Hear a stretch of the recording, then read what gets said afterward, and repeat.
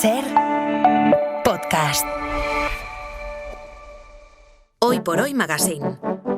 Ser Podcast. Benvolgut, permet-me suposar que malgrat no haguem gaudit de presentació oficial, més o menys així com jo, estàs assabentat de la meva existència, de les coses que faig. Benvolgut, jo ho reconec, que hi faré covard de mi. No és que siguis cada tarda el meu tema preferit, vostres són les promeses que ningú ja complirà. Estamos haciendo radio en la calle, estem al carrer Casp, en Barcelona, en el escenario que Radio Barcelona monta siempre en una fecha como esta, el 23 de abril, Día de San Jordi, Día del Libro, Día de la Rosa, un día especial para esta y para todas las ciudades y para todas las localidades de Cataluña. Y hemos hecho una cosa, como es el Día del Libro, nosotros habitualmente hacemos la biblioteca con Antonio Martínez Asensio los viernes a esta misma hora, pero claro, siendo el Día del Libro, teníamos que cambiar el día de nuestra biblioteca. Antonio Martínez Asensio, muy buenos días. Buenos días. Qué gusto verte Qué maravilla. aquí. Qué maravilla. Qué maravilla estar aquí. Está también aquí José Luis Sastre, que a esta hora olvida su faceta de periodista y se pone el traje de escritor. Él también va a firmar libros durante todo el día aquí en Barcelona de su segunda novela, Plomo, editada por Plaza y Janés. No te digo buenos días porque llevamos toda la mañana juntos. Estamos muy saludados ya. Exacto, nosotros. más te he venido a buscar. Exacto, ¿vale? sí. Y la tercera pata, la cuarta soy yo para sostener esta mesa, es nuestro invitado estrella de hoy, es el escritor Manuel Vilas, que nos presenta su última novela, Islandia. Manuel, ¿qué tal? Muy buenos días. Hola, buenos días, Ángel. Qué bien también verte aquí. Este es el prólogo y el índice de contenidos de nuestra biblioteca de hoy, Biblioteca de Sant Jordi, que algún momento también nos iremos a las casetas, a las paradas para ver cómo va el movimiento. Pero antes de entrar en materia, os tengo que contar una cosa. Es la primera vez que a la misma hora que se emite una biblioteca en Hoy por Hoy se cuelga el podcast especial de un libro, una hora, de Antonio Martínez Asensio, que se ha grabado aquí al lado en el estudio Toreschi, dentro de Radio Barcelona. ¿Qué libro nos cuentas y con qué autor nos lo cuentas? Pues mira, hemos grabado con Javier Cercas nada menos que Las leyes de la frontera. Ha participado él mismo y además Eugenio Barona, Pablo Molinero y Greta Fernández. Y desde ya está disponible en la app y en la web de la SER el programa, que se emitirá en antena a las 5 de la mañana como siempre, pero que ya se puede escuchar en la app y en la web. Pero si acaso la escuchan cuando dejen de escucharnos a nosotros. Ahora tampoco se pongan ustedes al pinganillo y empiecen a escuchar a Antonio, no. Lo primero. La radio, primero. Esto es lo que va a ser un libro, una hora, pero ya saben que en esta sección siempre arrancamos con un libro en 3 minutos de Antonio Martínez Asensio. ¿Qué libro diríais que ha cogido? Pues mira, a mí es que me gustó mucho el último día que estuve con Antonio, me contó en vez de un libro un cuento, Casa Tomada de Cortázar. Sí. Igual hoy apuesta por un cuento. ¿Qué libro crees, pues Manuel, que va a contar en 3 minutos? Pues no lo sé, la verdad es que estoy sorprendido. Bueno, voy a decirles de todas formas que este señor, cuando le dieron el Ondas este último año, decidió contar Madame Bovary en 1 minuto. O sea que 3 minutos a él le dan mucho de sí. ¿Qué nos vas a contar? Pues mira, os voy a contar, hoy es el día del libro, 23 de abril, os voy a contar El Quijote en 3 minutos. ¿El Quijote en 3 minutos? El Quijote. Me dijo Pepe Rubia que no eres capaz de contarnos en 3 minutos el Quijote. Y dije, venga, sujétame el cubata, que vamos allá. Dale. Bueno, en un lugar de la Mancha, de cuyo nombre no quiero acordarme, no ha mucho tiempo que vivía Alonso Quijano con un ama y su sobrina. Los ratos en que estaba ocioso leía libros de caballerías y a fuerza de leer perdió el juicio. Y se le ocurrió que debía hacerse caballero andante, irse por el mundo con sus armas y caballo a buscar aventuras para cobrar nombre y fama. Decidió llamarse Don Quijote de la Mancha y eligió como dama de quien enamorarse a una moza labradora de quien estuvo enamorado, Aldonza Lorenzo, a quien llama Dulcinea del Toboso. Una mañana antes del amanecer se sube sobre Rocinante, toma sus armas y sale al campo, contentísimo sobre su caballo. Llega a una venta que él cree castillo y allí le arman caballero. Por la mañana se cruza con unos mercaderes toledanos y se pone en mitad del camino para que todos digan que Dulcinea del Toboso es la más hermosa dama del mundo. Los mercaderes, claro, la emprenden a golpes con él y lo dejan malherido. Don Quijote decide entonces volver a su casa y tomar un escudero. Y aquí aparece Sancho Panza. Efectivamente, y con él hace la segunda salida. Lo primero que ven son 30 o 40 molinos de viento que Don Quijote dice que son gigantes y los ataca. Y se vuelve a llevar un nuevo revolcón. Pero cuando casi no se ha recuperado, ve venir a unos frailes en un coche con 4 o 5 hombres a caballo. Don Quijote cree que llevan a una dama secuestrada y la emprende con ellos y al final le vuelven a dar de palos.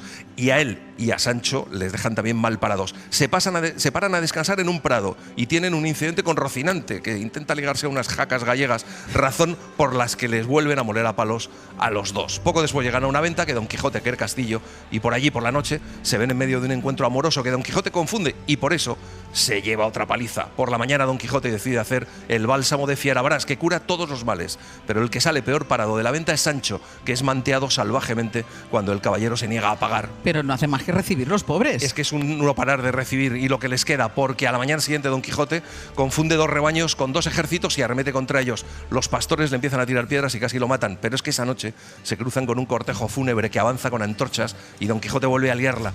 Desde esa noche Sancho le llama el caballero de la triste figura, pero de donde sale peor parado es del encuentro con unos galeotes que Don Quijote libera, pero termina como siempre golpeado, y por eso deciden meterse en Sierra Morena para descansar, y de allí lo sacan el barbero y el cura de su pueblo con la ayuda de la bella Dorotea, haciéndole creer que Don Quijote tiene que librarla de un encantamiento terrible. Conciertan con un carretero de bueyes que lleve a Don Quijote a su casa, hacen una jaula con palos enrejados en la que quepa Don Quijote y de una forma tan humillante le llevan a su pueblo diciéndole que va encantado. El ama y la sobrina le reciben llorando y maldiciendo los libros de caballería, le desnudan, le tienden en su antiguo lecho y allí queda recuperándose y agotado Don Quijote de la Mancha. El Quijote en 3 minutos. Bueno. Está muy bien. Es fantástico, formidable, dan ganas de leerlo, pero es que el Quijote tiene 2 partes. Ha hecho trampa. Pero, Bueno, es verdad, este es el ingenioso hidalgo Don Quijote de la Mancha, la primera parte. Pero mira, hay que decir que la segunda parte termina en Barcelona, que es donde Don Quijote decide ya dejar de ser caballero. Y de Barcelona dice: archivo de cortesía, albergue de los extranjeros, hospital de los pobres, patria de los valientes, venganza de los ofendidos y correspondencia grata de firmes amistades. Y en sitio y belleza única. Bueno, qué bien. Bueno. Manuel. Hay un... Bueno, fantástico lo de Antonio, pero aún hay un caso excepcional que es el célebre chiste de Woody Allen. Me acabo de leer Guerra y Paz. Va de Rusia. Dice, lo he leído en 5 minutos, porque va de Rusia. Sí. Es que más o menos es lo que hace aquí Antonio Martínez Asensio. Vamos a hacer una pausa y en unos minutos seguimos. Hoy por Hoy Magazine.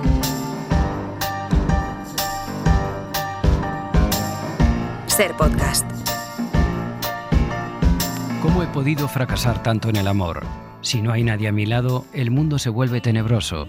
Me enfrento, con 62 años, a la segunda ruptura amorosa de mi vida. Creía que ya no habría más fracasos, que el haber fracasado con mi primer matrimonio era ya suficiente en ese comercio de alegría y tormento que un ser humano mantiene con la vida. ¿Pero una ruptura amorosa es un fracaso? Más bien, lo que yo temo es quedar a la intemperie. ¿Qué intemperie? No volver a ser amado por nadie. Eso es lo que yo temo. Por eso el matrimonio triunfa. Es como una garantía de eficacia para toda la vida. Esto que acaban de escuchar es el primer fragmento de nuestro libro de la semana, Islandia, de Manuel Vilas, editado por Destino. Que suene el Back to Black de Amy Whitehouse no es casualidad, porque si se hiciera la película de esta novela, no hay duda que sería el tema central de su banda sonora. Y antes de que Antonio Martínez Asensio ponga el resto de adjetivos, yo pongo el primero, porque yo, después de haber leído este libro, me parece un libro muy valiente. Yo tengo muchas preguntas que hacerle a Manuel sobre el libro, pero antes, ¿tú por qué lo has elegido, Antonio? Además, para un día tan especial como hoy, que no es un día cualquiera, que es el Día del Libro. Pues mira, yo creo que es un libro irrepetible. Es valiente, sí, pero también es muy emocionante, está lleno de verdad. Yo creo que Vilas se desnuda, pero de alguna forma nos desnuda a nosotros. Manuel Vilas, ¿cómo se te ocurre escribir un libro, hacer esta especie de desnudo integral? ¿Cómo se te ocurre hacer pública una ruptura sentimental, pero una ruptura de una pareja de más de 10 años, escribiéndola en un libro? Por amor. O sea, es el amor el que guía ese libro. Es una historia de amor que yo he vivido, que se acabó y que yo quería que se acabó en la realidad, pero yo quería que continuara en un pequeño templo, que es la novela que he escrito, ¿no? Y que ahí siguieran los 2 protagonistas amándose hasta la eternidad. ¿Y la contraparte lo entendió? Sí, claro, bueno, yo negocié el libro, claro, con Ana. Negociamos el libro, pero sobre todo había una cosa. Yo creo que en esta vida, me han dicho muchas veces que he sido muy valiente con el libro. No es valentía, es más bien coherencia con estar enamorado y con reconocer en la literatura, con llevar a la literatura aquellas cosas que son la grandeza y la maravilla de estar vivo. Y yo no he visto en este mundo, en lo que yo llevo vivido, una mayor maravilla que la del amor, ¿no? Entonces, si todo está guiado por el amor, todo está bien.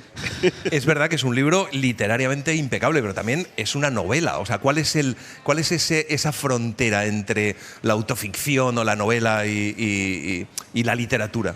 Pues es muy difícil, porque yo con este libro me vuelvo medio loco, porque voy a veces no sé si estoy hablando de mi vida o estoy hablando de la novela, porque hay una imbricación total entre vida y novela. Pero yo he visto que eso históricamente es lo que ha hecho grande a la literatura, ¿no? Acabas de leer un fragmento, acabas de recrear el Quijote, ¿no? Y el Quijote ya creo que es más real Don Quijote que el propio Cervantes, ¿no? Sí. Entonces, ese marasmo interminable, que esa maravilla de la literatura que mezcla la vida y la ficción y al final no sabemos dónde estamos, yo creo que al final nos regala libertad, ¿no? Y sueños y cosas y alegría también, ¿no? Entonces, y fíjate que bueno, que la historia que yo cuento es una historia de dolor, porque es una ruptura amorosa. Es una novela que comienza con una frase brutal: ya no estoy enamorada de ti, que abre un cataclismo y que a partir de ahí, bueno, pues se narra es un divorcio narrado a pie de obra, como se dice, es como un diario, reportaje express. Sí, o casi un diario prácticamente. Sí. Esa frase que dice Manuel, ya no estoy enamorada de ti, que yo, a lo mejor muchos oyentes que nos están escuchando se reconocen, sí. Exacto. Enamorado o enamorada. Sí, da igual, ¿eh? Sí. Y es verdad que uno puede pensar que la víctima es el que recibe la frase, el que está escuchando, y que de golpe una mañana sentados, porque además es que la escena es muy de escena de casa, es decir, sentados en la mesa de la cocina, ya no estoy enamorada de ti, y uno puede pensar, la víctima es quien escucha esa frase, que le coge por sorpresa, pero a lo mejor la víctima también es el otro. No, efectivamente. Claro, que lleva mucho tiempo pensándolo. No. El que dice la frase, van a sufrir los dos, pero el que dice la frase, de hecho, la novela en realidad acaba siendo una exploración de por qué se dice esa frase. Quien dice ya no estoy enamorado o enamorada de ti es alguien que hace un ejercicio de valentía y de honestidad extraordinario. Pues que lo ha hecho previamente, claro. Lo ha hecho previamente, efectivamente. Entonces es alguien que es absolutamente honesto, ¿no? Y lo que pasa es que quien la recibe al principio no ve esa honestidad, le cuesta. De hecho, en la novela hay una evolución psicológica del personaje, que es darse cuenta. Al principio, cuando le dicen la frase, pues se enfada porque le hunden el mundo, le ponen en su mundo patas arriba. Pero luego, a lo largo de la novela, va viendo la legitimidad y la valentía y la honestidad que hay detrás de esa frase. La primera etapa del duelo es cuando el enamorado se siente abandonado. Estoy enamorado de Ada, completamente enamorado de ella, pero me ha tenido que dejar para que me dé cuenta. También me duele la indiferencia, su indolencia frívola. Si ahora ya no le importo, no creo haberle importado nunca. Y ya no hay solución, porque la entiendo a Ada. Siempre ha tenido un sentido moral de la vida. Hay en ella una honestidad que yo contemplaba como una forma de infantilismo. Y ahora echaré de menos estar casado con una mujer que era una niña o con una niña que era un ángel travieso. Sin embargo, me ha hecho tanto daño que ahora me da miedo su presencia. Nos decía al principio Manuel que este libro es fruto de un acuerdo, que sin el acuerdo con la contraparte un libro así sería impensable. ¿Tú crees que se juntan la necesidad de uno de hacer terapia, que a lo mejor sería tu caso, y la necesidad de la otra, en este caso, de ver que tú puedes superar el duelo? Claro, sí, no, sin duda. Ella, la Ada real, vio que yo... Hay una parte cómica en toda, porque ella también veía, dice, bueno, este hombre mientras escribe la novela parece que está más tranquilo, ¿no? Sí. Y que no me da tanto la lata, ¿no? Hay una parte cómica, o sea, ahora ya le tengo entretenido. Sí, exacto, dice, joven, porque ahora ya no me está diciendo, oye, ¿por qué no volvemos? No sé qué, no sé cuántos. Pues, está 10 horas ahí concentrado y sufre menos. Sí. Entonces eso añadía también, porque a pesar de que es una ruptura, hay zonas cómicas de la novela, ¿no? Y luego hay una cosa que recorre la novela de arriba abajo, que es la culpa. Sí. Yo he ido señalando la culpa desde el principio y cada cierto tiempo aparece, como que está muy presente siempre, ¿no? Hay una cosa que este libro también tenía una finalidad sociológica, ¿no? Una pedagogía social quería yo que tuviera este libro, que es señalar la posibilidad de divorcios que transitan del amor matrimonial al amor de la amistad, que es el tema fundamental del libro, y dejar de ver las rupturas amorosas como fracasos, que es un poco lo que tortura a la gente y lo que hace que muchas personas ante un divorcio, una ruptura, sufran por la parte social, porque se identifica como fracaso. Y a mí me parece que yo creo que en el futuro esta idea de fracaso, bueno, ya cada vez es menor, pero todavía la gente que se divorcia, de hecho, tus amigos y tus amigas, pues te suelen dar un poco el pésame, ¿no? Es como un luto, como si se tuviera muerto Si puedo hacer alguien. algo, aquí me tienes. Aquí me tienes, es decir, se entiende que ha habido una cosa, un cataclismo y que está un poco el fracaso ahí detrás, ¿no? Y claro, el fracaso en una sociedad como la que vivimos es siempre el horror, ¿no? Sí. Venga de donde venga, ¿no? Y luego hay otra cosa, porque además del impacto de esto, ya no estoy enamorada de ti, lo que supone emocionalmente, sentimentalmente, hay una cosa que yo creo que también es la ruptura de lo cotidiano. De cómo, es que me vuelvo a escuchar yo otra vez, ¿no? La ruptura de lo cotidiano, de esas cosas que se hacían juntos, de esos cafés de la mañana, de eso no sé qué, y que eso de golpe desaparece. Es que eso en realidad es la parte concreta, porque a veces hablamos de qué es el desamor, parece un concepto platónico, o sea, un concepto idealista. En realidad, un matrimonio, una pareja, una relación de pareja es desayunar juntos, es ver la vida, es la creación de un nosotros, es esa primera persona del plural en donde los seres humanos alcanzan la plenitud, ¿no? Sí. La charla continua, la risa. Y los WhatsApp, que tú le das muchísima importancia y eso es muy moderno Los el libro. WhatsApp. Es verdad que dices en algún momento que el WhatsApp es como ya la herramienta fundamental en el amor ahora. Que Ada en la novela era una persona que creaba unas combinaciones de emoticonos que eran absolutamente maravillosas, tenía un don para escoger el emoticono más, yo qué sé, más inesperado, juntarlo con otro y recibían unos WhatsApp que parecían una iluminación, fruto un poco de su carácter fantasioso, ¿no? Todas esas cosas de repente desaparecen y ahí es donde está. Es decir, el problema del desamor es que tu vida cotidiana sufre un cataclismo, ¿no? Y ya no puedes, y ya la vida ya no es un nosotros, no vuelve a ser un yo, ¿no? Y ahí es donde está la...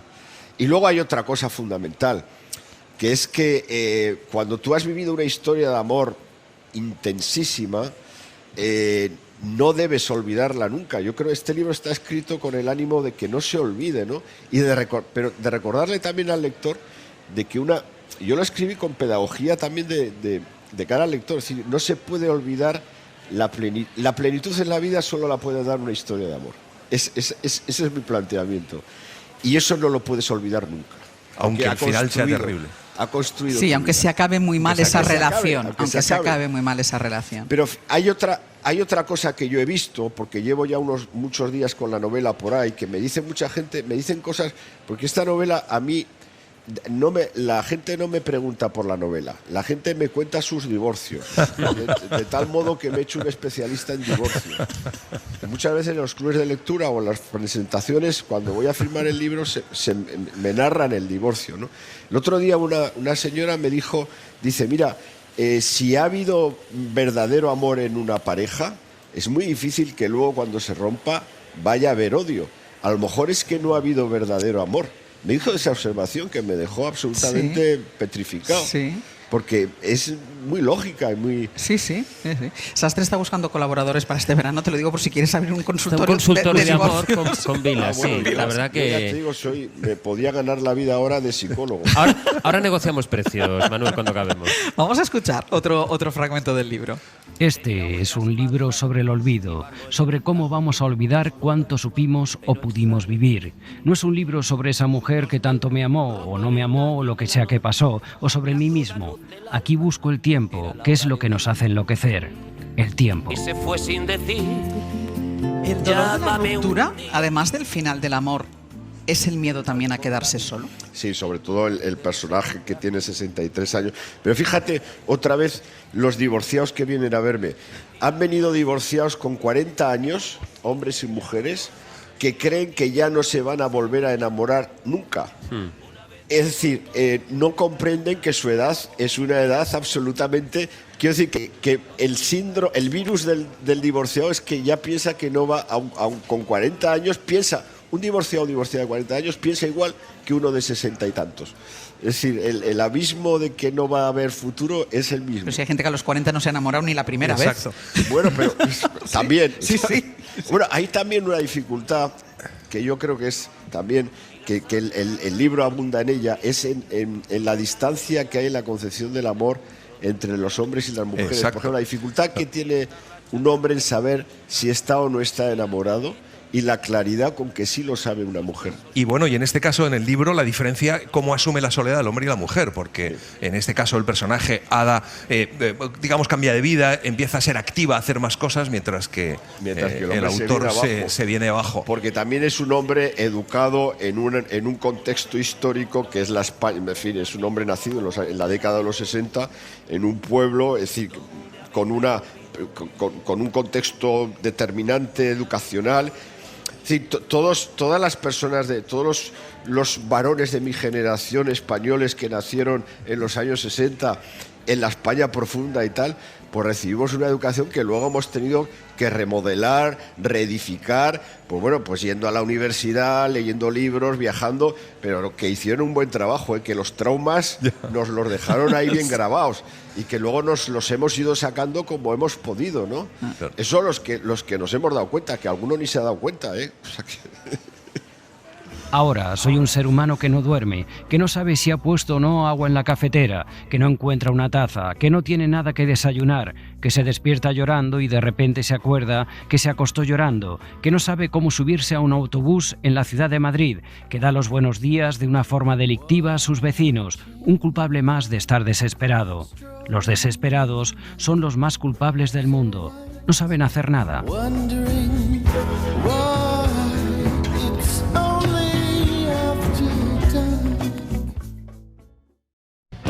Hoy por Hoy Magazine. Ser podcast. Aquí termina este lamento, el largo lamento de un hombre enamorado. Saldré adelante, como pueda.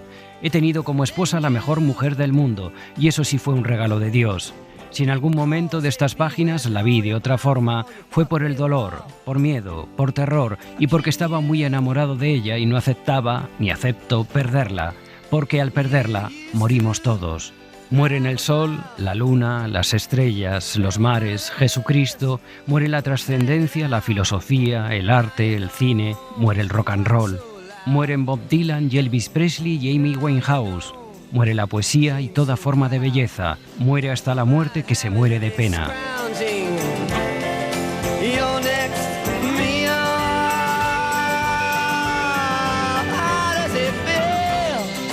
Estamos en la biblioteca de Hoy por Hoy con el libro de Manuel Vilas, con Islandia. Se titula así porque es un viaje que había contratado la pareja el día antes de la ruptura y que tuvieron que hacer ya por separado. Manuel, Islandia, en la novela simboliza el final de todos los lamentos.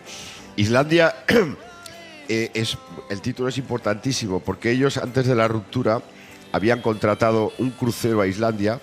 De hecho, tiene también una parte que es un poco de comedia, que les cuesta, eran sus vacaciones de verano. Les cuesta un pastón, porque un crucero a Islandia cuesta una pasta. Entonces el 19 de mayo pagan el pastonazo del crucero y el 20 de mayo ella dice, ya no estoy enamorada de ti. Claro, y ella dice, bueno, ¿y ahora qué hacemos con el crucero? ¿Por qué no me dijiste 24 horas antes y nos habríamos ahorrado el pastonazo del crucero? Entonces, en ese momento se produce, pues bueno, una serie de... ¿Qué hacemos con el crucero? Vamos juntos, se lo regalamos a no sé quién, no sé... Al final lo hacen. Y cuando lo hacen, que es en agosto, a ese crucero ya no van como marido y mujer, ya van como amigos. Entonces van a un país desconocido para un europeo, para un español, Islandia, bueno, aunque ahora ya va mucha gente, pero es un sitio exótico, un país exótico y desconocido en la realidad, y en el plano emocional también es un país desconocido, que no conocen, que es el mantenimiento del amor. ¿Cómo es esa relación? Claro, es decir, va a transformarse el amor, porque, claro, el libro sostiene que el amor no, la energía no se destruye, se transforma. Sí. Y entonces se va a transformar el amor matrimonial, se va a transformar en un pacto de amistad, en un pacto de familia, ¿no? Y ahí es donde yo quería ir.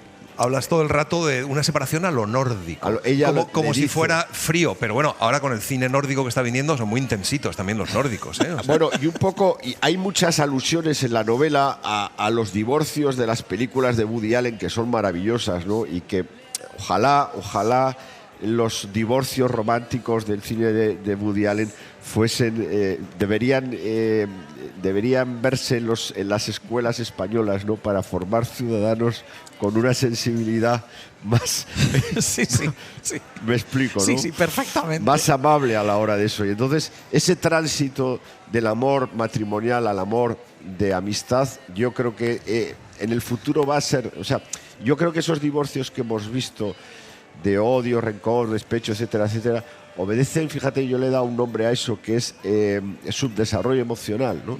Es decir, yo creo que yo soy muy optimista y creo que vamos a mejor, ¿no? Y yo creo que tú antes decías una cosa: quien se odia después de un divorcio, de una separación, es que quizá nunca se había querido lo suficiente. Claro. Dejadme que vuelva a las calles de Barcelona, porque el aspecto que tiene ahora mismo ya esta zona donde nos encontramos, que poco tiene que ver con las 6:30 de la mañana cuando hemos llegado. Porque es que era muy temprano. También nosotros que venimos es que a una nosotros hora madrugamos. poco criminal. Pero ahora ya es esto una fila de gente paseando por las paradas, paseando por las casetas de libros. Soledad Domínguez, ¿dónde estás ahora? Pues mira, estoy en la calle Diputación a primera hora. La foto que contábamos era la de las cajas cargadas de libros que se abrían. Ahora la foto es la de las colas frente a los puestos en los que hay autores firmando. Hemos estado un ratito con Carla Montero, que vuelve a Sant Jordi después de unos cuantos años en los que no estaba, y decía que esta es la mejor hora porque ellos vienen la mayoría de almuerzos o de citas y por tanto vienen cargados de energía. Mucha energía le va a hacer falta a David Uclés. Estamos justo delante de donde él está firmando. Tiene una cola larguísima de personas esperando con sus 2 libros, La península de las casas vacías y la nueva obra que ha publicado hace muy poquito, y eso, hay muchísima gente esperándole. Por cierto, entre los que esperan, Sastre, está Jenny, que me ha pedido que te diga que luego te va a ir a buscar a ti, porque quiere también que le firmes tus libros. Pues luego nos vemos, Jenny. Y a ti también, Sole, ¿eh? Exacto, Sole. luego nos vemos. Eso. Sole, ahora les diré dónde van a firmar tanto Manuel Vilas como José Luis Sastre, pero ya saben ustedes que nosotros en la biblioteca habitualmente lo que hacemos es que los autores que vienen nos tienen que donar un libro para nuestra biblioteca que no sea de ellos. Hoy vamos a hacer una cosa diferente. Como ellos van a ser los que se van a sentar y van a firmar libros a los lectores, que se pongan en el papel de los lectores y nos digan quién les gustaría que les firmara un libro. Manuel, te toca a ti. ¿Quién te gustaría que te firmara el libro? Pues El camino que no elegimos, de Ana Merino. Que tiene algo que ver contigo. Sí. Vale. El camino que no elegimos, de Ana Merino, que está publicada en Destino. El Destino, y que está ella firmando aquí. Está también firmando Y al ella. que le dedicamos una biblioteca. Efectivamente. Que esa te tocó a ti. Me tocó a mí. Esa me te tocó tocó a ti. Nos hemos repartido la pareja. ¿Y tú en qué cola te pondrías? A mí me gustaría mucho, me haría mucha ilusión que me dedicara el libro Cristina Perirossi, la poeta uruguaya que ya lleva establecida aquí hace muchos años. Un libro muy pequeño que conocí cuando fui me pasó una cosa cuando fui a la presentación del libro primero en Valladolid. Sí. La librera me dijo: de lo que te he conocido por lo que has escrito, creo que este libro te encantará. Y te lo digo. Esas cosas que solo pasan en Qué las buena librerías. librera, qué buena Sí, librera. sí. Y efectivamente el libro me voló la cabeza. Es Julio Cortázar y Cris, el relato de la amistad que tuvieron durante tantos años, y precisamente en las calles de Barcelona, Julio Cortázar y Cristina Perirossi. Pues Julio Maravilla. Cortázar y Cris, de Yo he leído Cristina ese libro. Perirossi. Es muy Es una pequeño maravilla. y muy bonito. Menos sí. cuarto ediciones. A título informativo, Manuel Vilas, cuando se vaya de aquí, firmará Islandia a las 11 en Alibri, que está en el portal de l'Àngel, y a las 12 en la FNAC del Passeig de Gràcia. Y José Luis Sastre firmará Plomo, del que vamos a hablar ahora, a las 11 en la Casa del Llibre del Passeig de Gràcia y a las 12 en Alibri. ¿Y tú qué firma buscarías? Pues mira, yo buscaría la firma de Marcos Giral Torrente y de Los Ilusionistas, que le tuvimos también, pero es que este año ha ganado el premio de la crítica y yo Vale. creo que mola. Vale. Y además me gustaría que me firmara José Luis Sastre Plomo. Hombre, pero eso lo hacemos Eso en lo Pero casa. no hace falta en que te casa, pongas pongas en la cola. Claro, yo no me voy a poner en la es que cola. no lo voy a hacer, yo voy a utilizar. Lo voy a hacer ahora mismo. Aún. Plomo, que es el libro, el segundo libro de la segunda novela de José Luis Sastre. ¿Cómo llevas? ¿Es tu segundo Sant Jordi como escritor? El segundo Sant Jordi, pues muy emocionado, sí. El primero tuve la suerte de tener día libre, el segundo he tenido la suerte de trabajarlo aquí contigo. Pero bueno, las cosas son ya cuando Sí, uno ya es son un así. escritor afamado, ya tiene Bueno, que... periodista que escribe libros. Periodista que escribe Pero libros, llevas sí, ya sí. más de un mes con el libro en Sí.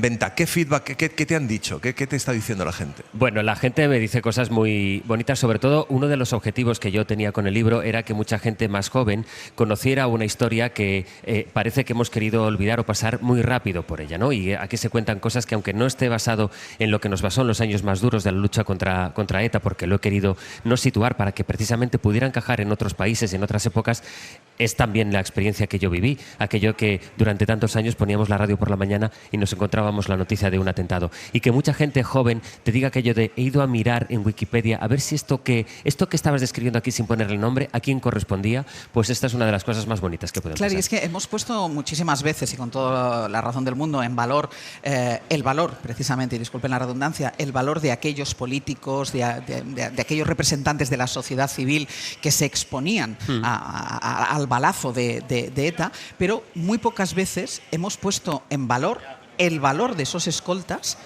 que es su trabajo. Su trabajo es proteger la vida de otra persona que está seriamente amenazada. De eso va la novela. Yo siempre explico que a mí el momento que me dio, que me impactó más fue conocer la historia de Falcone y Borsellino, asesinados en el año 92 por la mafia italiana, que puso al borde de la quiebra a toda la estructura del Estado italiano. No solo eran jueces que sabían que eran hombres muertos y sin embargo seguían con la instrucción. A su nombre está el aeropuerto de Palermo, pero no se menciona, nadie recuerda aquellos escoltas que cuando matan a Falcone se acercan a Borsellino y le dicen: sabemos que usted es hombre muerto, pero nosotros no le vamos a abandonar. Ellos sabían que la única opción que tenían era que la explosión que daban por hecho que se iba a producir o no les tocara o les tocara de lejos o salieran ilesos, que tuvieran un golpe de suerte. Y todas aquellas personas que decidieron en los años más duros de ETA, pero que todavía deciden, a mí me gusta ponerlo en presente, ¿cuántas personas hay ahora haciendo instrucciones en juzgados que a lo mejor no tienen todos los recursos suficientes y que se están jugando la vida, por ejemplo en Andalucía, en la lucha contra el narcotráfico?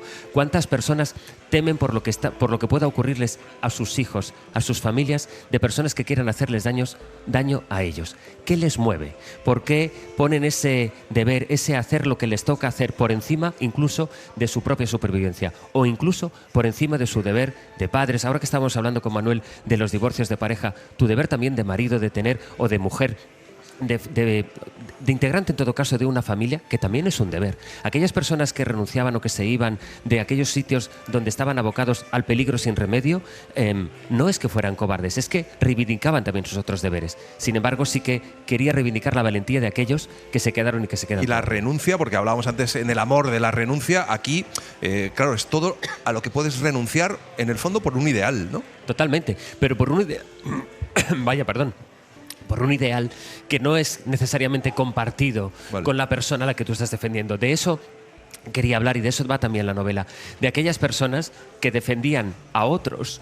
Espera, es que está pasando una cosa, es que a mí me ha pasado lo mismo. Hay como un golpe. No, es que están los plátanos, polen, los plátanos y está Dios el polen mío. de una manera tremenda. Sí, pero es exacerbado. Sí. Lo que quería decir es el deber de una persona que está dispuesto a jugarse su propia vida por otra, a pesar de que discrepe de ella, simplemente para que esa otra persona pueda defender sus ideales. ¿Tú has llegado a alguna, después de haber hecho las reflexiones sobre este libro, alguna conclusión de por qué lo hacen? Es decir, ¿por qué no lo dejan? ¿Por qué siguen arriesgándose? Sí he llegado a esa conclusión, me he hecho muchas veces esa pregunta, he llegado a la conclusión de que una idea tan compleja se explica de una manera muy sencilla, porque honestamente, de manera genuina, piensan que ellos hacen lo que les toca hacer. Que puestos en ese momento no escapan de ese deber, ante esa tesitura, no escapan de ese deber, y es una frase muy sencilla como: una persona a la que le estalla un conflicto y se tiene que decidir alistar o ir a luchar por una idea, o incluso cuando tomamos en nuestro día a día decisiones mucho más livianas, aquello que se explica de una forma tan sencilla como esto es que es lo que me toca hacer, lo que me corresponde, y no voy a rehuir ese deber. Y lo cuentas en primera persona, que también, bueno, pues es un acto también literario muy valiente, ¿no? Porque podrías haberlo contado en tercera persona, haberte puesto, pero te pones en la piel de los protagonistas. Yo creo que esa es el ejercicio bonito, la facultad que te permite la ficción, el hecho y que te arrastra a la empatía. Si me parece que si lo que pretendemos o lo que se puede conseguir con los libros o con la ficción es ponernos en la piel del otro, situarlo en primera persona, porque a mí así me permite hablar del escolta que protagoniza esta novela, no solo como policía, sino también como padre, claro, de hijos a los que teme dejar huérfanos, o como hijo de una madre y un padre que se preocupan por él. Por eso preferí la primera persona. Pues esto es Plomo, de José Luis Sastre, Islandia, de Manuel Vilas. Estírense. Los dos, ¿no? Hoy por San Jordi, que se estiren, que hoy es el día. Que hoy es el día. Y reivindicar algo que ha dicho antes aquí el ministro a primerísima hora de la mañana cuando le entrevistábamos y hablábamos de las librerías de proximidad. Decía una cosa, que se estaba planteando el gobierno, cargar con gastos de envío a todos aquellos que compren los libros online. A mí me parece una muy buena idea. Me parece maravillosa. Claro, y recuperar la librería. Tú decías, fue una librera la que me dijo, recuperar eso de ir, oye, es un día especial, es verdad que hoy están las paradas y las casetas, pero eso de ir a la librería y que el librero te diga, mira, léase esto, por favor, porque no se lo puede perder, eso es un placer. Y luego yo creo que hay una cosa muy bella en las librerías, que es también leerte las primeras páginas de un libro, tenerlo en la mano, leer la contraportada, o sea... Tocarlo.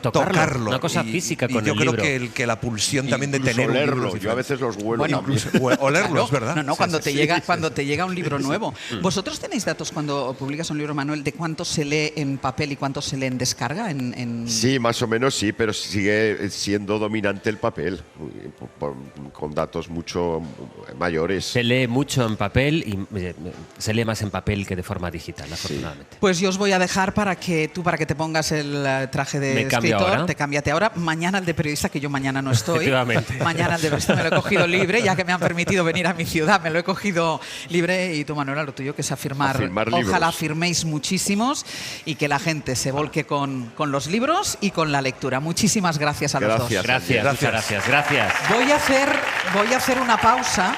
Yo voy a desaparecer de aquí, yo voy a continuar el programa, pero me voy a la radio porque ahora van a salir mis compañeros de Aquí Cataluña y van a hacer una horita de radio también aquí con ustedes. Quédense porque después viene... no, pensaba que estaba aquí puesto, pero viene hora 14. Después por la tarde... Bueno, después los del Quet i Jugas. Sí que con el Quet i Jugas. Después viene Francino. Claro. Es decir, al balcón con Puigvoltas vayan también. A buscarse un bocadillo a algún sitio y quédense aquí. Y lo último, voy a saludar a mi sobrina que me ha venido a ver. Ay, hola. Mira, qué guapa. Una pausa y seguimos. Hoy por Hoy Magazine.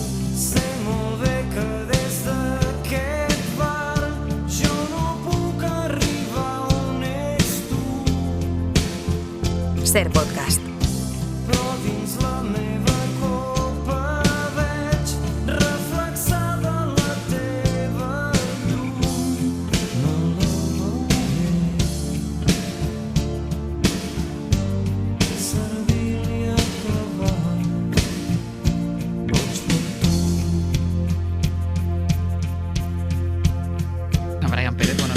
¿Qué tal, Ángels? Buenos días. Ya me he metido dentro, estoy en un estudio. Ya has abandonado las masas. He abandonado las masas, me ha costado, ¿eh? Me ha costado. Te tengo a mis espaldas, te iba a decir, te tengo a mis espaldas una pantalla, pero bueno, te tengo a mis espaldas como siempre. Como siempre.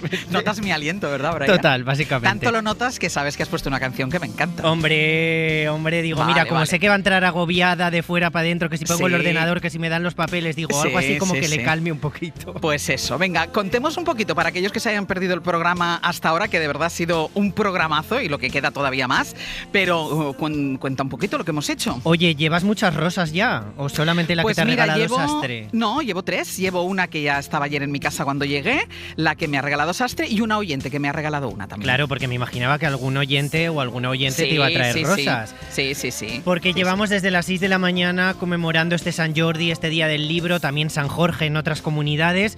Y hablábamos de las rosas, claro que sí, de los libros, pero también desde las rosas, porque es un día en el que la rosa, yo creo que la rosa está cara todo el año por la cantidad de rosas que se mueven en un día como hoy.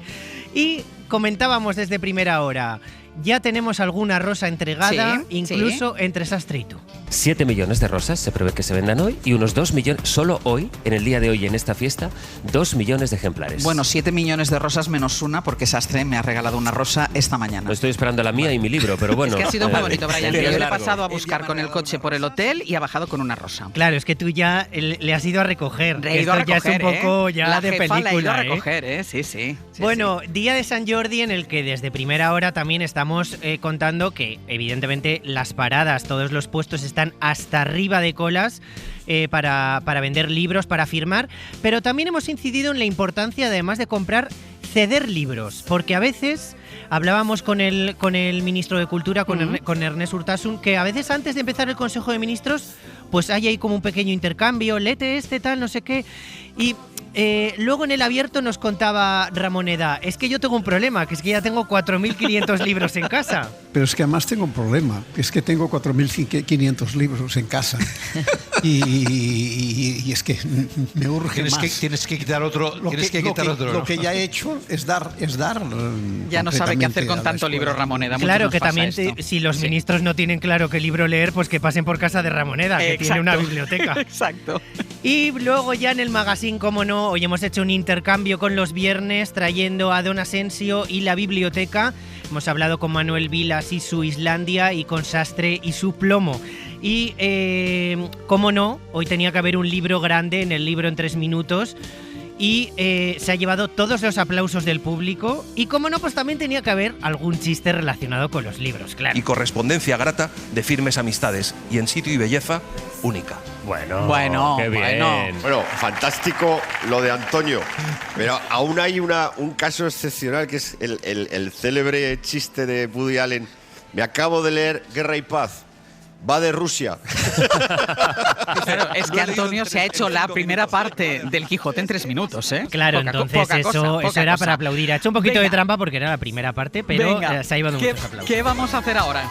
Bueno, pues un poquito de Michael Jackson, porque es uno de los estrenos de cine que nos trae el profesor Ocaña, Javier Ocaña, a La vida y el cine. Michael, con sus luces y sus sombras, aunque es una primera parte, una película que se deja algunas cositas en el tintero. También tenemos El sonido de la caída, que nos ha insistido Ocaña en que digamos que es muy vanguardista, y después de Kim, una película española también en estrenos. 3 estrenos y después en Al dente con Ainhoa Aguirregoitia, que nos trae la mantequilla. La mantequilla, vale, que a veces sustituye al aceite, pero también es muy importante para muchas cosas en gastronomía. Nos lo va a contar Ainhoa en un ratito. Venga, pues vamos a ello. Venga, pues a por todas. Hoy por Hoy Magazine. Ser podcast. ¿Por qué lo que escribimos para nosotros siempre es mejor que lo que escribimos para los demás? Quita. Adelante. ¿Adelante qué? Escribe. ¿Qué hace? Escribo. ¿Qué es lo que harás tú cuando golpees esas teclas? ¿Algún problema? No, estoy pensando. No. No se piensa, eso viene luego. Escribe tu primer borrador con el corazón. Y reescríbelo con la cabeza. La primera clave de la escritura es escribir, no pensar.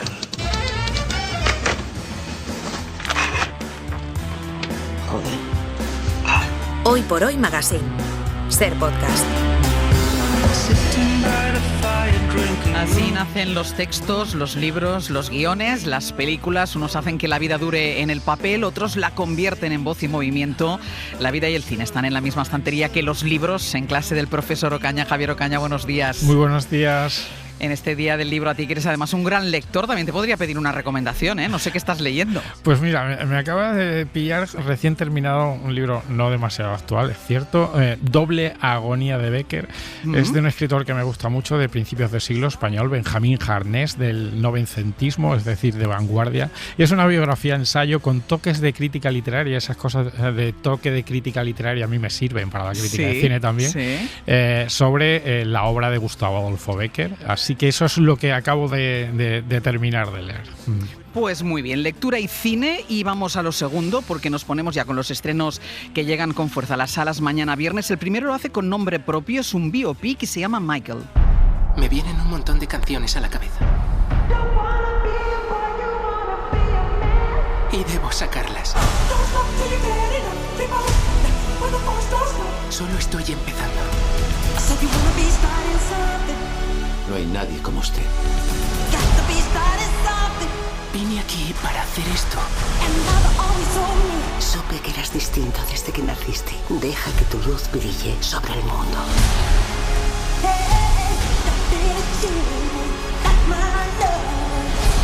Eres el más grande de todos los tiempos. Michael a secas, que solo podría ser Michael Jordan, Michael Jackson, pero está claro que es el segundo. ¿Qué tenemos que saber? ¿De dónde sale este biopic?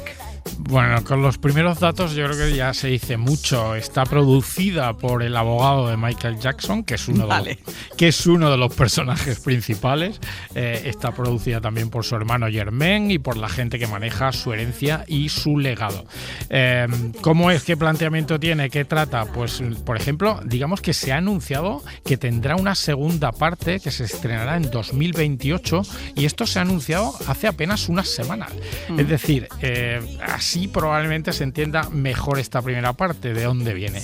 Es una manera de controlar, creo yo, el tratamiento de las partes oscuras, que es evidente que las tuvo, de Michael Jackson, y creo que justificar y preparar, al menos esa es la impresión que me da a mí viendo la primera parte, preparar una defensa para cuando se aborden en la segunda parte esas partes oscuras. Puedo imaginar perfectamente las reuniones de los responsables de la película con la gente de marketing y de publicidad para manejar toda esta información y a ver cómo lo tratamos. Porque esta primera parte, o sea, la que se estrena, sí. ¿Qué parte de la vida de Michael Jackson cuenta? Perdona. Cuenta del año 66 al 88, es decir, desde que empiezan con los Jackson 5 en el 66 y él es un niño hasta el 88. Esta primera parte es una hagiografía. Musicalmente es muy potente. Lo admito, y además me gusta que musicalmente sea así de potente. Las canciones, las interpretaciones están muy bien. El que hace de Michael de adulto es Jafar Jackson, que es sobrino de Michael, es hijo de Jermaine precisamente, que está muy bien, canta las canciones además. Y luego, canta él. Sí, canta él. Canta él. Y en la primera media hora hay un actor infantil que me parece casi sobrenatural, se llama Giuliano Cruz Baldi, con una expresividad tremenda. Él sí que no canta, ya sería la bomba eso, porque las grabaciones son las originales de Michael cuando era pequeño. ¿Qué ocurre? Que todo lo extramusical, digamos, siempre me da la impresión de que tiene pinta de defensa de lo que va a venir después. Nos hace ver que nunca tuvo amigos, que nunca tuvo infancia, que tiene un profundo complejo de Peter Pan, que siempre está leyendo cuentos infantiles, que ve películas clásicas de animación infantiles y de Chaplin, en fin, que es un niño grande, toda esa parte de la vida que refleja la película y que, bueno, empieza a ayudar a los niños enfermos y toda esa parte tan publicitada de Michael Jackson. Claro, cuando dices que tiene pinta de defensa y explica cómo era él, va justificando, tú dirías, lo que vendrá después, esas extravagancias que luego la verdad es que fueron asuntos muy, muy serios. Muy serios, eso es. Y es que tuvo denuncias por abusos sexuales, se llegaron a acuerdos extrajudiciales. Yo todo lo que veo en la primera parte, lo que me muestra la película, es que esas informaciones están manejadas, incluso las extravagancias, como algo más o menos agradable, incluso de comedia. Por ejemplo, que esté llevando animales a casa todo el tiempo, pero no un perrito o un gatito. O sea, que viva con un mono que es su mejor amigo, o que haya jirafas por el jardín o una llama.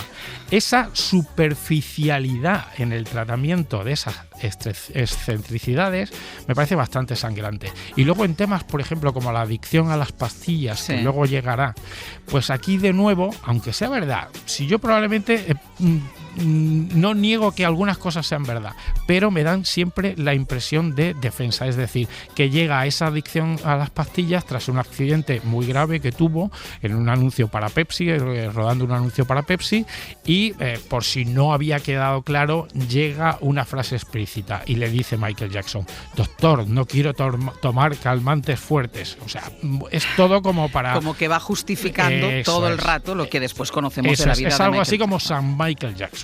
Es una especie de operación estética. A mí sí me da la impresión.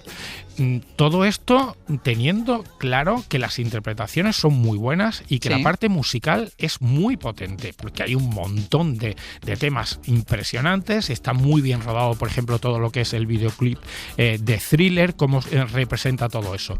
Pero es que al final hay solo un personaje.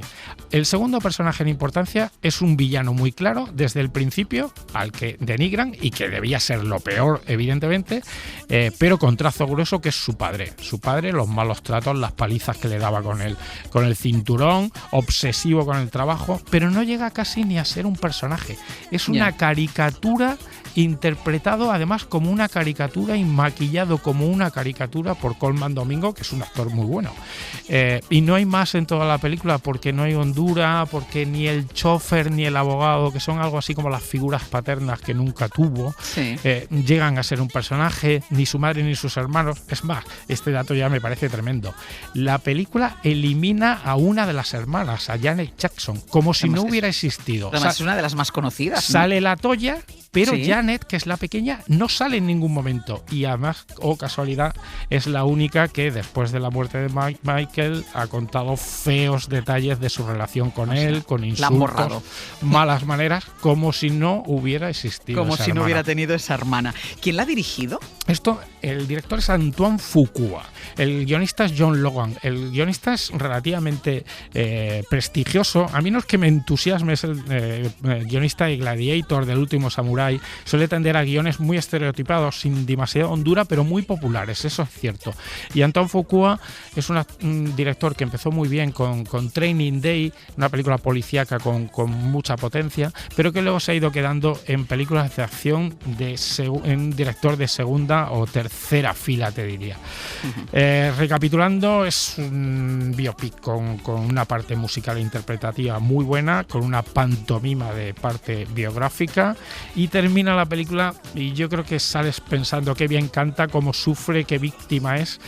Tenemos que esperar a la segunda parte para ver hasta dónde entran, pero me huelo que van a entrar poco, sinceramente. Pues venga, Michael, que llega mañana a los cines, hará seguro muy buenos datos, porque además Michael Jackson tiene muchísimos fans, compartirá cartelera con títulos que se hacen pensando solo en cine y no en la taquilla, y es el segundo estreno que tenemos de una película alemana que es muy, lo digo 3 veces, vanguardista: El sonido de la caída. ¿Quién es la niña? Es Alma. Es igual que tú. ¿Y si su espíritu se ha encarnado en ti? Mamá sabe cosas de las que no debería acordarse, porque no estaba cuando ocurrieron. ¿Quién era? Esa chica, su madre ha muerto. Si le ordeno a mi corazón que deje de latir, ¿dejaría de latir? Si lo deseara con todas mis fuerzas. Ahora.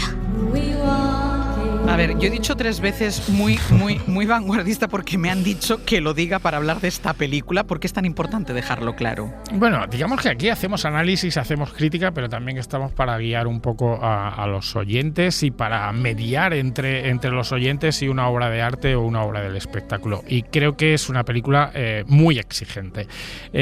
Para poner en claro lo que es, cuando Sirat, de Oliver Lasse, ganó en Cannes el premio del jurado, lo ganó ex aequo con otra película. Bueno, pues esa otra película es El sonido de la caída. Es una película muy exigente, tanto en la forma como en el fondo, muy críptica. conceptual, exige paciencia, bellísima de imagen, bellísima, pero tiene un relato que apenas existe porque no quiere tenerlo, hay pocos diálogos, la narrativa es fragmentaria. Bueno, son 3 historias en paralelo en torno a una misma casa y a una serie de mujeres jóvenes o incluso niñas en 3 tiempos distintos del siglo XX, los años 40, alrededor de la Segunda Guerra Mundial, entre los 70 y los 80 es otro tiempo, y la actualidad. Pero si no tiene un relato, que ya me cuesta. ¿Que ya te cuesta? ¿De qué va exactamente? Es que hay películas que no quieren tener relato, como hay libros que no quieren tener relato. Es una narrativa fragmentaria, distinta y conceptual. Es una película... Los grandes temas de los que trata, por debajo, que subyacen, está la sexualidad de las mujeres, el miedo a la muerte en sí misma, la soledad de las mujeres. Es una película en cierto sentido fantasmal. Por ejemplo, hay una niña que está convencida de que ya está muerta, y es una película que también va de la sordidez de cierta mirada masculina y de la actitud de un modo de ser del hombre. En muchos momentos se ve esa mirada masculina pérfida y sórdida, y también se ve mucho a las mujeres observando lo prohibido desde rendijas, desde ventanas, desde puertas semiabiertas, desde visillos. Todo eso es muy bonito. Es una película sobre el legado, sobre los ecos del pasado, cómo se repiten las historias tras generaciones, y una película sobre la infelicidad y sobre la violencia también sobre las mujeres. Y decías que es vanguardista también en la forma. Sí. Es una película muy auténtica, muy insólita en la forma. Se le pueden ver algunos referentes, pero no te creas que muchos, ¿eh? Por ejemplo, yo le noto algunos pictóricos. El tratamiento de las estancias de la casa de Wilhelm Hammershøi, que es un pintor del que en estos meses ha habido una exposición maravillosa en el Museo Thyssen de Madrid. Pero ese tratamiento de las estancias con colores y texturas creo que diferentes, que podrían remitir a Rembrandt. Y luego cinematográficamente es muy original, no recuerda a casi nadie, si acaso a Andrei Tarkovsky. Los oyentes, algunos le sonarán, otros lo conocerán perfectamente, director de enorme prestigio para los más cinéfilos, pero que el gran público ni conoce ni tiene por qué conocer, no pasa absolutamente nada. Director de Solaris, de la infancia de Iván, de Nostalgia. Bueno, pues esta directora es una directora alemana del sonido de la caída, Masha Zielinski, casi novata, es su segunda película. ¿Sí? Hará más películas, serán interesantes, seguro. Pero hay que avisar, y creo que es colocar la película en su lugar. Esto es droga dura, vale, exclusivamente para los cines. Bueno. A mí me ha gustado, es una experiencia que, si te gusta este tipo de cine, vanguardista, pero es la parte difícil del Festival de Cannes. Esto no es Parásitos, ni es Valor Sentimental, ni incluso Sirast. Esto es más difícil. Venga, pues vamos a buscar un punto medio entre el retoque estético de Michael y la complejidad y la exigencia del sonido de la caída.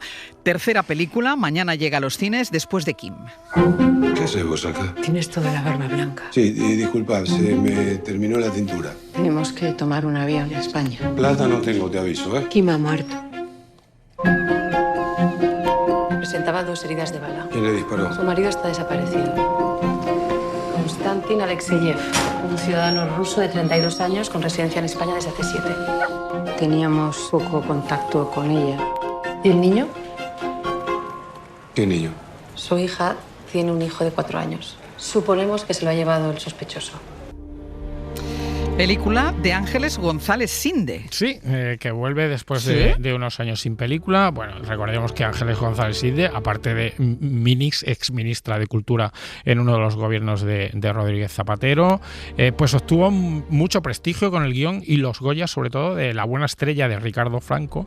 Se convirtió durante un tiempo en una guionista de referencia a finales de los 90, principios de los 2000, y debutó con La suerte dormida, que era una película estupenda, que ganó el Goya Mejor Dirección Nobel. Pero ahora vuelve con algo que me ha parecido muy flojito, muy flojo.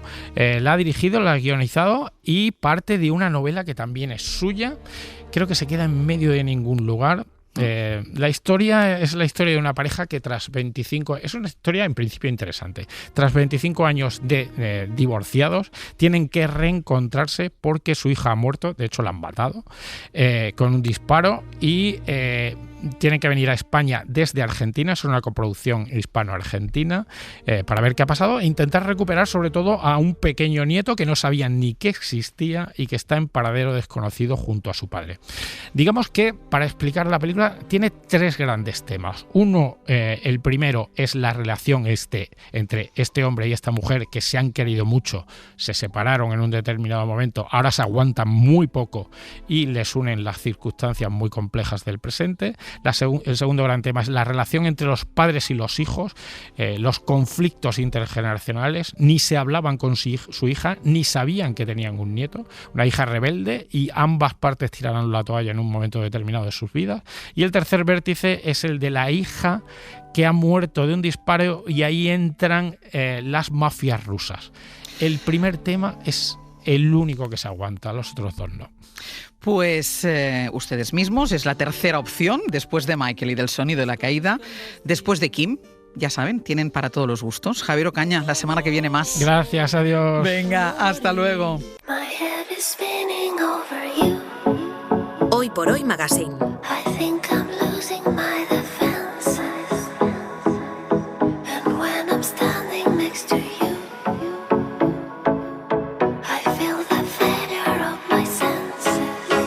Ser podcast. Ainhoa Aguirregoitia, muy buenos días. Buenos días, Ángeles. ¿Qué tal estás? Yo muy bien. Yo bien. Yo no sabía que era San Jordi hoy. Madre mía, bueno, no. es el día del libro, estoy en Barcelona. Ya lo sé, pero yo no he hecho un especial de libros, o sea, qué horror. No, pero tampoco era necesario. Ay, digo, no era necesario. Hemos hablado de libros, hemos hablado de política y ahora toca hablar de cocina, o sea, que no pasa nada. Ya lo sé, pero encima me dice Brian, no montes mucho jaleo, ahí no. Pero yo ya estoy dentro porque hemos hecho el programa desde la calle, desde la puerta de la cadena SER, pero ahora ya estamos aquí recogiditos para hablar de cocina. Lo sé, porque yo siempre que me pongo siempre que me subo al coche pongo la radio. Sí. Sobre todo cuando bajo a la radio. Sí. Porque yo escucho tu tono y digo, a ver cómo está hoy. Pues siempre estás bien.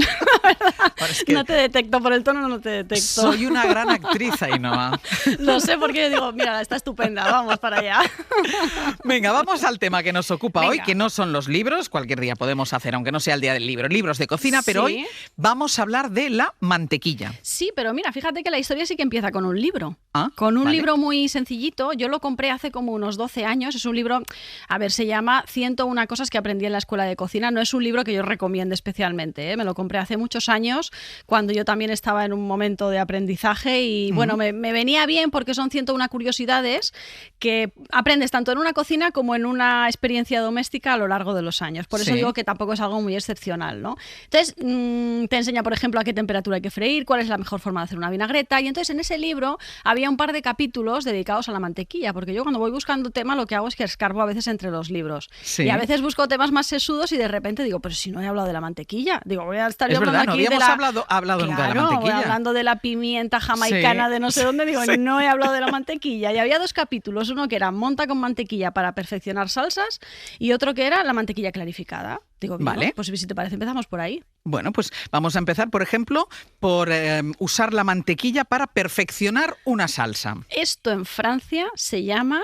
monter au beurre. ¿Por qué más te lías? O menos. ¿Pero por qué te lías a decirlo en un idioma que no es el tuyo? Porque si no, no aprendo. Monter à beurre. A mí la vergüenza me hace aprender, porque digo que me ha escuchado 3 millones de personas, digo, venga, vamos allá. Venga, dale. Sería cierto. Entonces, al final se trata de añadir unos gramos de mantequilla sin sal y fría al final de la cocción de una salsa, para darle brillo y para darle también esa textura un poco aterciopelada. Aquí las proteínas de la mantequilla actúan un poco como un emulsionante. ¿Tú lo has probado a hacer esto alguna vez? Sí, lo hago sobre todo, hago las carrilleras que me quedan muy ricas y lo hago con la salsa de las carrilleras que dejo reducir y eso, y ya en el último momento le pongo la mantequilla. Claro, es que eso da brillo, da untuosidad, que fíjate que las carrilleras a priori no lo necesitarían. Pero ¿tú haces las carrilleras con vino?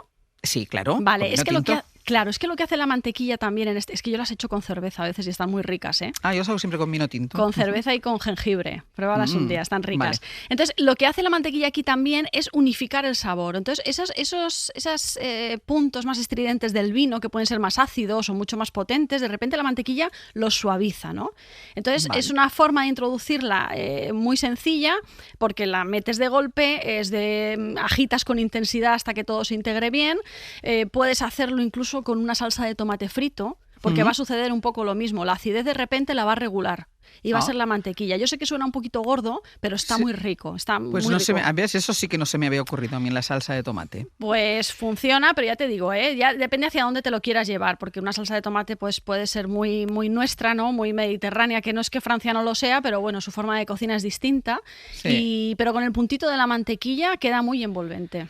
Pues hemos usado la mantequilla para perfeccionar una salsa y vamos a usar ahora la mantequilla clarificada. ¿Cómo se usa? Primero, ¿qué es y cómo se usa? ¿Tú sabes lo que es? Sí, sé lo que es. Sí sabes lo que es, pero bueno, vamos a ver cómo se hace y luego en qué se transforma, porque luego se transforma en el ghee, que es este condimento indio que ellos utilizan mucho. Entonces, la mantequilla clarificada es una mantequilla a la que se le ha extraído los sólidos lácteos. Para hacerla hay que derretir mantequilla en un cazo a fuego medio, no muy alto, ¿vale? Porque si no se nos quemarán y eso también se notará. Entonces, la grasa de la mantequilla sube, el agua de la mantequilla se evapora, porque la mantequilla tiene una parte de agua, y los sólidos reposan en el fondo. Entonces, lo que hay que hacer después, una vez que ha fundido y que tenemos los sólidos en el fondo, es verter esa parte líquida en otro recipiente para retirar los sólidos. Entonces, si esa mantequilla clarificada la subimos de temperatura hasta unos 180 grados, lo que hacemos es transformarlo en ghee. Sí. ¿Vale? Que es muy usado en India para cocinar. De esta manera obtenemos sabores más tostados. Sobre todo, lo más importante es que se consigue menos degradación, porque la mantequilla, cuando la subimos mucho de temperatura durante mucho rato, lo que pasa es que se nos quema. Sí. Eso nos ha pasado, o sea, yo he metido una nuez de mantequilla en una sartén y de repente he dicho, mierda. Sí. O sea, se quema además enseguida. Pero al no tener los sólidos y al haberla trabajado ya, digamos que mantiene bastante bien la temperatura a un término muy alto. Entonces, la mantequilla clarificada es más limpia, es más neutra y más técnica por el tema de la precisión, y el ghee es más aromático, más intenso y con más personalidad. Es muy fácil de hacerlo y mola mucho en la cocina, ¿eh? Es una cosa que yo no hago con frecuencia, pero cuando la he probado me ha gustado mucho. La mantequilla clarificada funciona muy bien, por ejemplo, cuando necesitas esa temperatura más alta que te admite el jugar con ella dentro de la cocina. Va muy bien para saltear, para marcar un pescado, incluso con el marisco. En una salsa, si vas buscando una grasa un poco más limpia, que domine pero no tanto, encaja muy bien, pues eso, con una cocina un poco más fina, incluso un poco afrancesada, ¿no? Con estos pescados a la Meunier o estos mariscos salteados. Estaba pensando en el lenguado a la Meunier, por ejemplo. Exacto. Luego, el ghee, en cambio, funciona mejor con platos donde esa grasa no solamente sirva para cocinar, sino que además queramos que tenga una presencia más profunda, ¿no? Que sea mucho más aromático. Va bien con verduras especiadas, por eso el tema de la India, porque además como ellos cocinan tan especiado, de repente una grasa que tenga esa fuerza, ¿no? Con arroces, legumbres, carnes que tengan un poquito más de carácter. Es ideal para sofreír especias, repito, porque aguanta muy bien el calor y además siempre suma en sabor, y eso es importante. Tengo aquí a medio Alicante delante, Ángels. Hace un mes que no venía, ¿eh? Ah, vale. Están todos aquí delante de mí, escuchándote. Que mira, que yo el ghee, que lo compro hecho, o sea, compro un bote, yo lo utilizo siempre, pero no sé, por norma. Siempre que hago algún curry o cuando hago dal, que son esas lentejas rojas, pues siempre utilizo ghee. Empecé a utilizarlo para hacer este tipo de cosas y siempre lo utilizo. Claro, es que es lo suyo, porque es lo que comentamos, ¿no? Es ese sabor extra, ¿no? Que compite con las especias. Es que al final añadir un ingrediente que luego no se va a notar. No, pues para nada. ¿Todas las mantequillas, Ainhoa, saben igual? No, y esto es conveniente decirlo, porque muchas veces hablamos de ella como si fuera un bloque homogéneo, una cosa blanca, grasa, y ya está, que tenemos ahí en el fondo de la nevera, que se nos pone amarilla a veces y tenemos que cortar la primera capa porque sabe a de todo menos a mantequilla. Entonces, hay mantequillas que son más neutras, más planas, que cumplen muy bien con la función y poco más, y luego hay otras que tienen más carácter y más gracia, como nosotras. Algunas son más lácticas, más frescas, claro que sí. Otras tienen un punto ácido que son muy agradables. Eso me ha pasado a mí en algún restaurante, que he ido y de repente una mantequilla de cabra y dices, ostras, qué acidez más resultona, ¿no? Entonces, cuando se trabajan y se cocinan de determinada manera, tiran hacia sabores que recuerdan a otras cosas, como el fruto seco o como un tostado suave. Es decir, que la mantequilla también tiene matices, aunque no siempre los percibamos. Nosotros no tenemos tanta costumbre, pero bueno, esto es importante, ¿no? Y aquí aparece la distinción que sí que me parece útil, sin necesidad de volvernos locos, que es la mantequilla fermentada. Esta es importante, que es esa acidez que yo te estoy comentando. Básicamente lo que cambia es que la nata no se transforma directamente en mantequilla, sino que antes se deja madurar con fermentos. Y aquí lo que conseguimos es una mantequilla con más personalidad, con un punto ligeramente ácido, más complejo. Tiene algo muy interesante, y es que siendo grasa, resulta que cuando la comes refresca. O sea, es menos, tienes esa menos sensación de grasa. Claro, tú cuando comes mantequilla a veces sabes que la boca como que se vuelve un poquito impermeable y tal, una sensación un poco extraña, pues de repente con esos puntos de acidez es hasta refrescante, que eso a mí es una cosa, a mí me gusta mucho combinar la mantequilla con limón por esa razón, ¿no? Para que contrarreste un poco. Para que no tengas esa sensación. Claro, claro. Y en la cocina eso se nota mucho, ¿no? Porque una mantequilla normal puede servirte para cocinar o para ligar una salsa sin molestar demasiado, pero la fermentada, en cambio, cuando la consumes sola es muy agradable. Porque es muy equilibrada. Si depende de la leche y sus diferencias, también entiendo que dependerá del animal. Claro, esto es importante, esto no lo he dicho, es que vamos al revés, no sé si te has dado cuenta, de que hemos empezado de lo más complejo a lo más sencillo.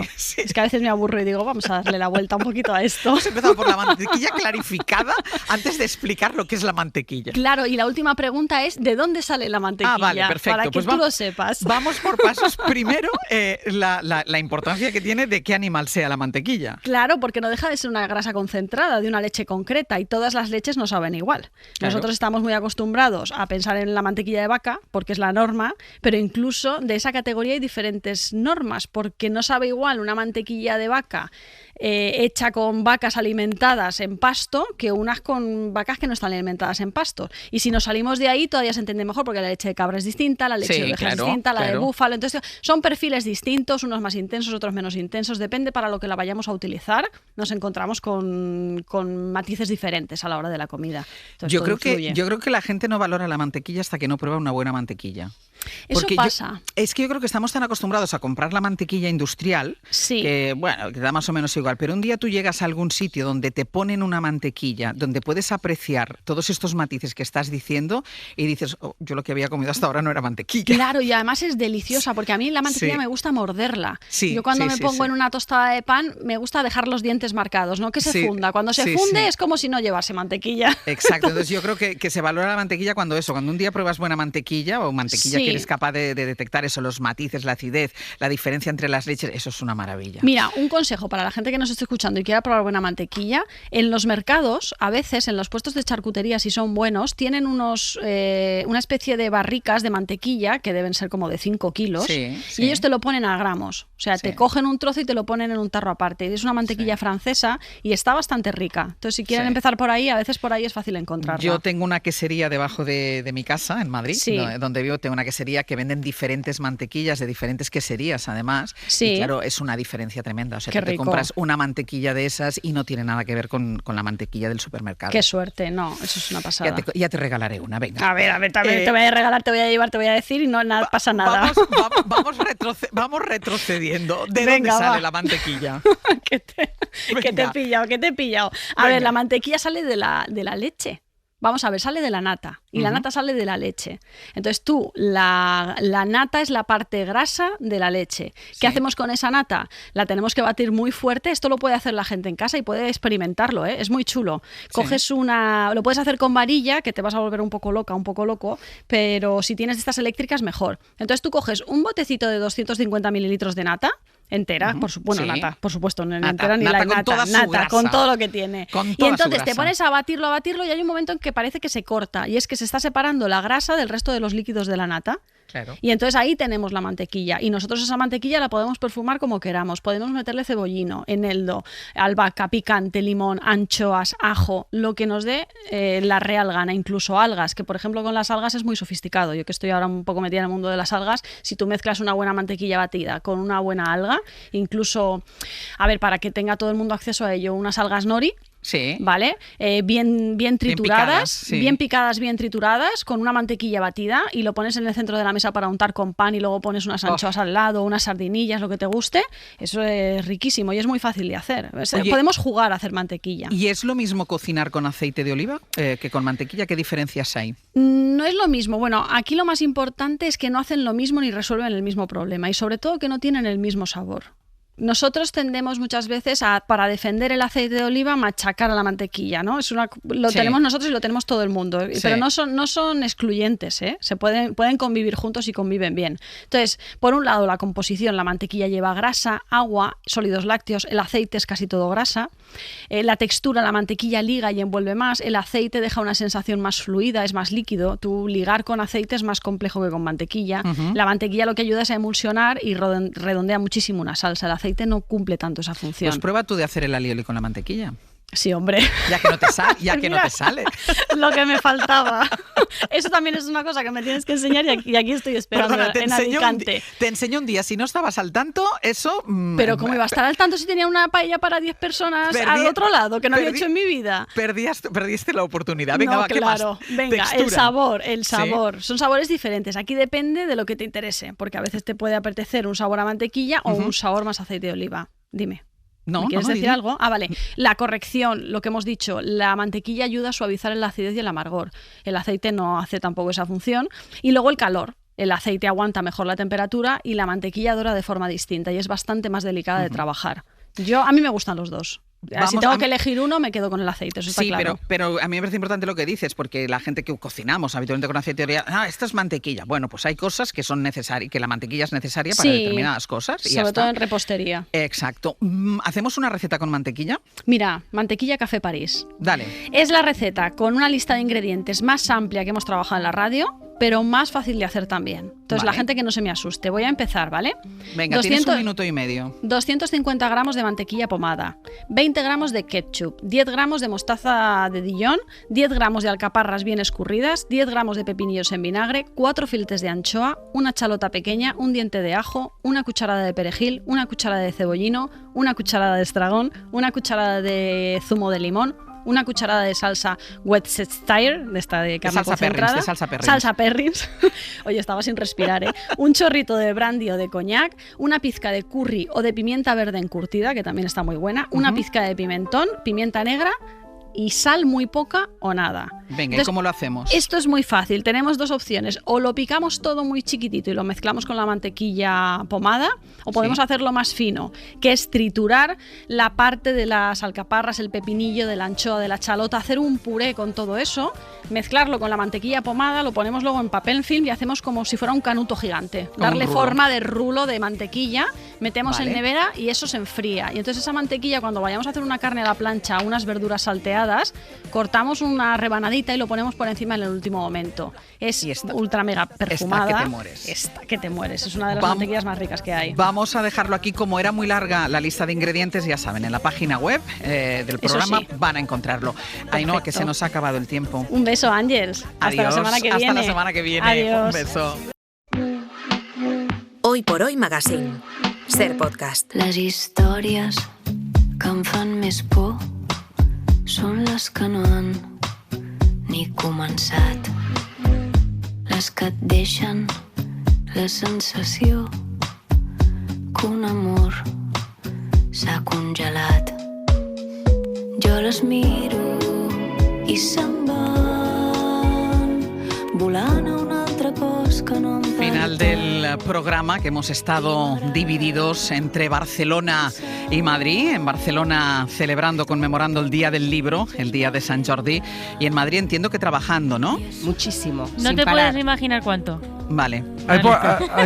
Somos pocos, ¿eh? Y muy Sois pendientes, pocos, y muy pendientes también del programa que... Porque hay un curso importante que hemos hecho nosotros un día, el martes, y ahora lo están haciendo el resto de compañeros. Estamos un poco cubriendo todas las cosas.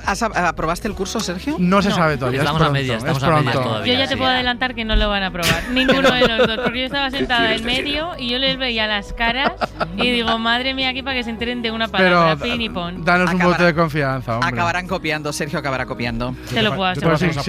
Si copio de Iñaki, igual cateo, entonces. Exacto, es que tienes pocos de los que copiar. Mira, ya que estás tú ahí, Sergio, ¿tú viviste mucho Sant Jordi en Barcelona?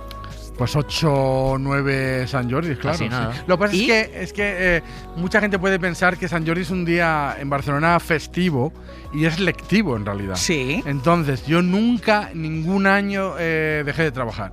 Y eso me hizo que lo viviera parcialmente, pues las tardes y nunca las mañanas o nunca un día completo. Entonces, pero yo creo que la gracia, lo decíamos esta mañana a primera hora, yo creo que un poco la gracia es que sea un día lectivo, ¿no? Porque, porque la gente se escapa, porque claro, el jefe mira para otro lado. Pues es que yo, como trabajaba no estrictamente en Barcelona, sino en las afueras, ya era más difícil que lo pudiera vivir. Con todo es un día muy impresionante.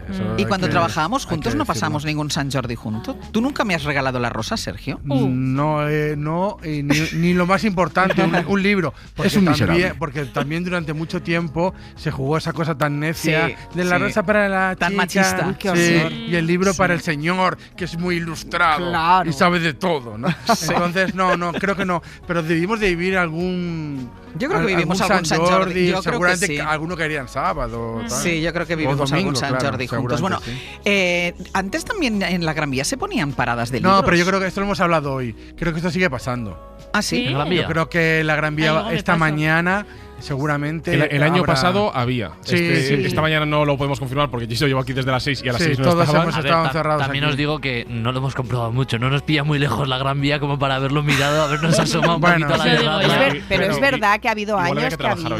No, yo creo que sigue habiendo. El año pasado todavía había, ¿eh? O sea, lo que pasa que, claro, no se puede ni competir. No, claro, que pero Barcelona... bueno, es que al margen de San Jordi es el día del libro. Ahora mismo se está entregando el premio Cervantes, es decir, que es un día donde el libro tiene mucho protagonismo. Pero es una cosa bonita, más allá de para la gente que lo hayáis vivido en Cataluña y demás. Yo no lo he vivido nunca en mi casa y es una costumbre y una tradición que he heredado a la larga. O sea, ahora hoy en día sí que la llevo a cabo y me parece una cosa súper bonita regalar un libro. Total, o sea, a mí nunca me lo han regalado. No, chicas, ni una rosa ni un libro. Nada. O sea, hay deberes pendientes en mi vida. Nadie te quiere. Luego. Pero bueno, toma. No, pero gracias, espera. Ángel. Por lo menos me quieres tú. Pero esto, no. Hay por lo menos una persona más responsable que otras de que eso se acabe ya. No, sí, flores me han regalado, pero lo que es la rosa y el libro, pero a nunca. ver, estarás diciendo que no te lo han regalado en el día del libro, pero yo a ti te he regalado libros. Eso es verdad, en el día del libro. No, pero estamos hablando de hoy, de mantener la tradición. Además, Eva, te voy a decir una cosa, no vale coger un libro de los montones de los libros que hay en la radio y regalarlo. No me han regalado. Hoy hay que rascarse el bolsillo, es verdad. Eso lo hace mucho Eva, ¿eh? Sí que es verdad que cuando me llegan libros, muchas veces digo, para Tere.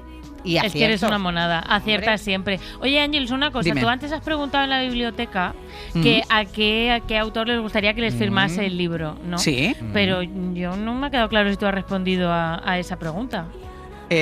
Pues mira, te voy a decir una cosa que a lo mejor quedó muy mal. Venga. Pero a mí yo no pido nunca a los autores que me firmen los libros. Y posibilidades tengo.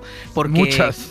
Cada semana viene como mínimo un autor con un libro. Nunca pido que me firmen. No te gusta, ¿eh?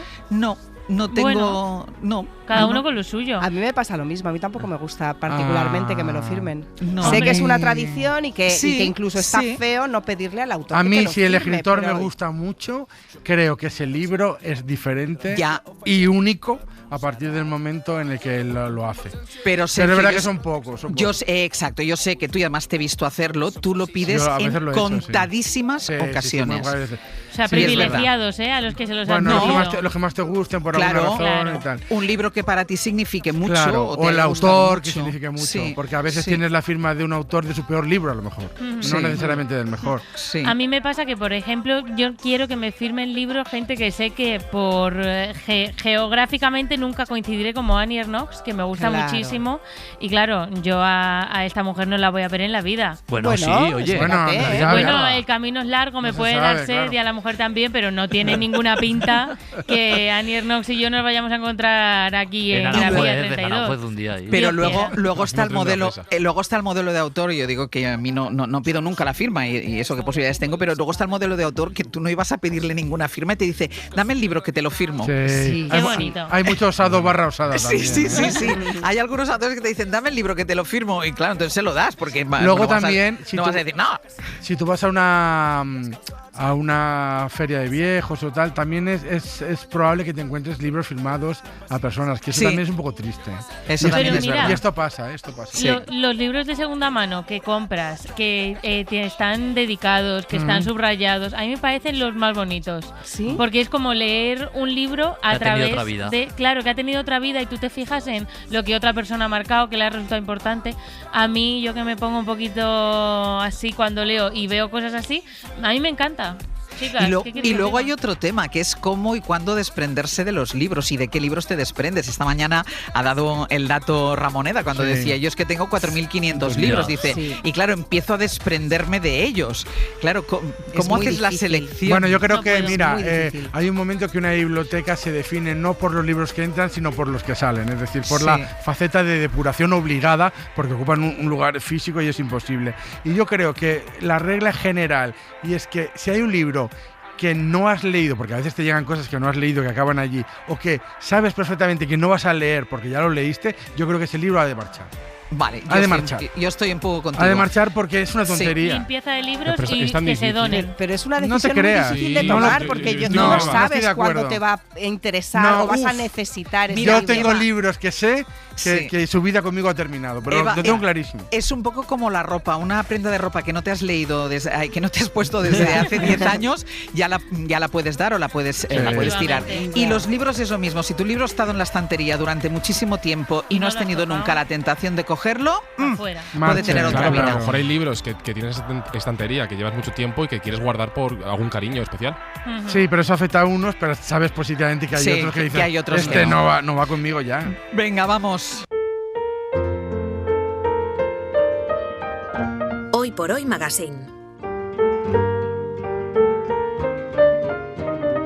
Ser podcast. Eva, te toca a ti el último compás. Me toca a mí, sí, ha sido un programa muy especial. Hemos tenido un jueves normal en la segunda parte. Podemos saber lo que opina el profesor Ocaña de la película de Michael Jackson. Podemos saber todo lo que necesitemos saber sobre la mantequilla con Ainhoa Aguirregoitia. Pero en la primera mitad hemos hecho la biblioteca y hemos incorporado Plomo de José Luis Sastre. Nos ha contado El Quijote en 3 minutos Antonio Martínez Asensio, que eso ha sido para escucharlo. Y nos vamos a quedar con el libro que hemos incorporado a la biblioteca, que es Islandia, de Manuel Vilas, publicado por Destino, que es la historia más o menos ficcionada de su propia ruptura amorosa, que, ojo, no tiene por qué verse como un fracaso. Una pedagogía social quería yo que tuviera este libro, que es señalar la posibilidad de divorcios que transitan del amor matrimonial al amor de la amistad, que es el tema fundamental del libro, y dejar de ver las rupturas amorosas como fracasos, que es un poco lo que tortura a la gente y lo que hace que muchas personas ante un divorcio, una ruptura, sufran por la parte social, porque se identifica como fracaso. De hecho, tus amigos y tus amigas pues te suelen dar un poco el pésame. Se entiende que ha habido una cosa, un cataclismo, y que está un poco el fracaso ahí detrás, ¿no? Y claro, el fracaso en una sociedad como la que vivimos es siempre el horror, ¿no? Sí. Venga de donde venga, ¿no? Pues mañana más, a partir de las 6, les esperamos. Pongan el despertador.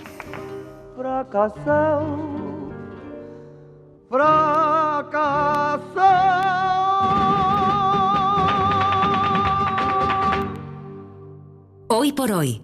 Àngels Barceló. Para no perderte ningún episodio, síguenos en la aplicación o la web de la SER, Podium Podcast o tu plataforma de audio favorita.